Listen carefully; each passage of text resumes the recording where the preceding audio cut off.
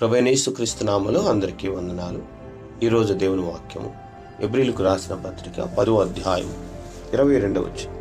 మనస్సాక్షికి కల్మషము తోచకుండునట్లు ప్రోక్షింపబడిన హృదయములు గలవారమును నిర్మలమైన ఉదకముతో స్నానం చేసిన శరీరములు గలవారమునై విశ్వాస విషయంలో సంపూర్ణ నిశ్చయత కలిగి యథార్థమైన హృదయముతో మనము దేవుని సన్నిధానమునకు చేరుతాము.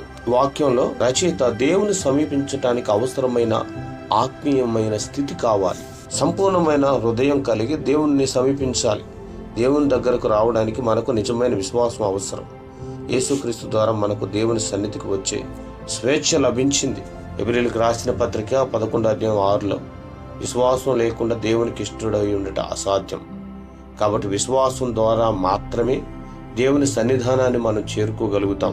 యేసు రక్తం మన పాపాలను క్షమించి మన మనస్సాక్షిని శుద్ధి చేసింది. 1 యోహాను పత్రిక 1వ అధ్యాయం 7వ వచనంలో యేసు రక్తం ప్రతి పాపం నుండి పవిత్రపరుస్తుంది. శుద్ధమైన నీటితో కడగబడిన శరీరం అనగా పరిశుద్ధమైన జీవితం మరియు ఆత్మీయమైన శుద్ధి మనం కలిగి ఉన్నప్పుడే దేవుని సన్నిధానాన్ని చేరగలుగుతాం.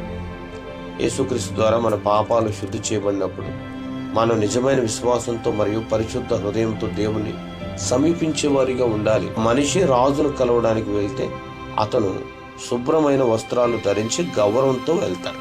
అయితే దేవుని సమీపించేటప్పుడు మన హృదయము శుద్ధంగా విశ్వాసంతో ఉండాలి. నిజమైన హృదయం, సంపూర్ణ విశ్వాసము, పరిశుద్ధ జీవితం ఇవి ఉంటే మనం ధైర్యంగా దేవుని సన్నిధిని సమీపించగలం. ప్రేమ నమ్మకం కలిగిన తండ్రి వందనాలు.